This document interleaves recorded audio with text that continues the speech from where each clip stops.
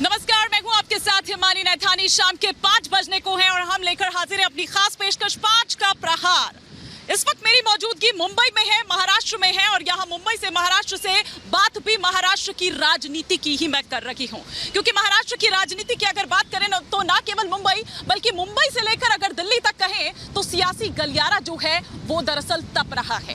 आज दरअसल वहां पर एनसीपी की जो राष्ट्रीय कार्यकारिणी की बैठक है वो शरद पवार द्वारा बुलाई गई थी। न केवल इतना बल्कि उसके बाद इस बैठक को दरअसल अजीत पवार की ओर से, उनके गुट की ओर से गैर कानूनी करार दिया गया और ये कहा गया कि उनको ये बैठक बुलाने का कोई अधिकार नहीं है क्योंकि राष्ट्रीय अध्यक्ष तो मैं हूं। तो वहीं दूसरी तरफ अगर बात की जाए शरद पवार गुट की, तो उनकी ओर से ये कहा गया कि असली एनसीपी तो हम हैं, जो चले गए तोड़कर पार्टी वो तो दरअसल बागी हैं, वो तो दरअसल विद्रोही हैं, उनका किस तरह का कोई अधिकार पार्टी पर। उन्होंने पार्टी के लिए ऐसा कुछ नहीं किया है बल्कि धोखा दिया है, विचारधारा जो है दरअसल उसको धोखा दिया है। तो तस्वीरें लगातार हम दिल्ली की भी आपको दिखा रहे हैं या मुंबई की भी आपको मैं यहां से दिखा रही हूं, लेकिन बात सिर्फ इतनी नहीं है बल्कि ये देखिए कि आगे आगे अब होता है क्या, क्योंकि दरअसल अजीत पवार और जो बीजेपी है उसके मिलान से जो विपक्षी खेमा है उसका जो गणित है दरअसल वो गणित बिगड़ गया है। अब इस गणित को कैसे साधेंगे ये देखने वाली बात होगी, लेकिन ऐसे में जो सवाल खड़े हो रखे हैं 5 का प्रहार के, वो 5 सवाल एक एक कर आपके टेलीविजन स्क्रीन पर। ये पहला सवाल कि शरद पवार से पार्टी का नाम और सिंबल क्या छिन जाएगा। वहीं दूसरे सवाल की अगर बात करें तो क्या नाराज विधायकों को मना पाएंगे शरद पवार। तीसरा सवाल ये कि क्या बेटी मोह की वजह से दरअसल एनसीपी दो फाड़ हुई है। चौथा सवाल आपके टेलीविजन स्क्रीन पर ये कि एनसीपी में लड़ाई से विपक्षी एकता पर कितना असर पड़ेगा। जैसा कि अभी थोड़ी देर पहले मैंने कहा कि जो गणित है दरअसल विपक्ष का वो गड़बड़ा गया है।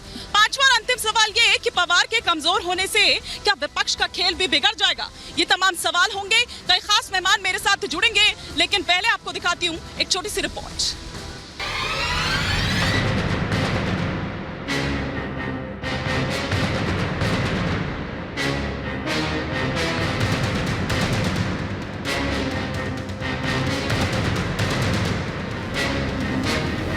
महाराष्ट्र में चाचा भतीजे की लड़ाई से सियासी गलियारा तप रहा है और ये गर्माहट तब और बढ़ गई जब एनसीपी में दोनों गुटों की लड़ाई खुलकर सड़कों पर आ गई। मुंबई में भतीजे से पहले राउंड में मात खाने के बाद चाचा शरद पवार आगे की रणनीति बनाने के लिए दिल्ली आए। एनसीपी राष्ट्रीय कार्यकारिणी की बैठक बुलाई, लेकिन इस दौरान शरद पवार के घर के बाहर जो पोस्टर लगे उसने रिश्तों की कड़वाहट को और बढ़ा दिया।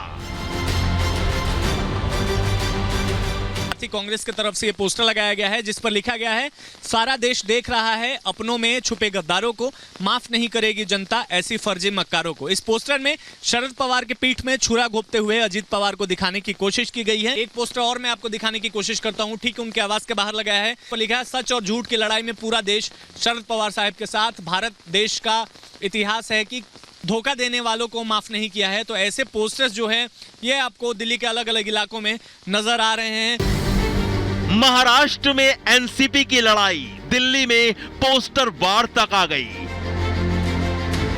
और इस पोस्टर वार के बीच दिल्ली में शरद पवार के घर पर एनसीपी राष्ट्रीय कार्यकारिणी की बैठक हुई, जहां चाचा पवार ने भतीजे के खिलाफ अपने गुट के नेताओं के साथ आगे की रणनीति तैयार की। यह बैठक इसलिए अहम थी क्योंकि अजीत पवार ने पार्टी के नाम और निशान पर चुनाव आयोग के सामने दावा ठोक दिया है। छोटे पवार ने खुद को एनसीपी का राष्ट्रीय अध्यक्ष घोषित किया है।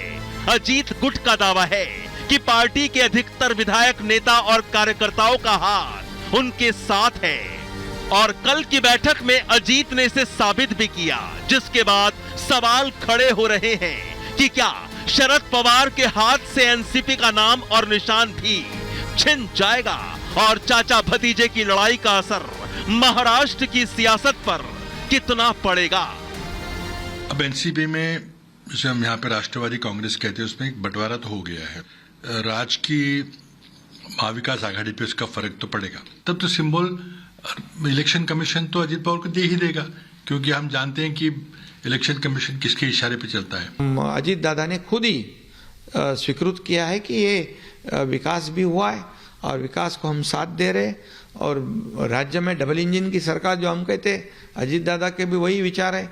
तो इसीलिए वो साथ में आए। गठबंधन में जब उन्होंने आने का निर्णय लिया है तो हमारे वरिष्ठ नेता जो है उन्होंने सब विश्वास में लेके हमने किया है। मुझे लगता है कि शरद पवार साहब को आत्मचिंतन की जरूरत है जब परिवार ही आपके खिलाफ जाता है, क्योंकि अजीत दादा ने परिवार करके भी काम किया है।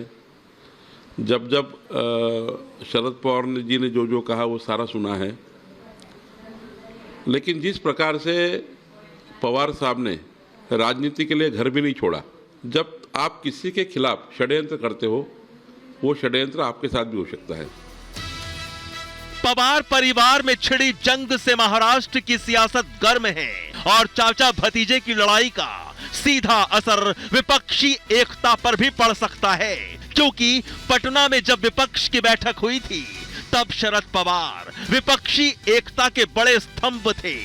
उनके पास 53 विधायकों और 5 सांसदों की ताकत थी, लेकिन भतीजे ने ऐसा दांव चला कि सियासत के अखाड़े में चाचा कमजोर पड़ गए।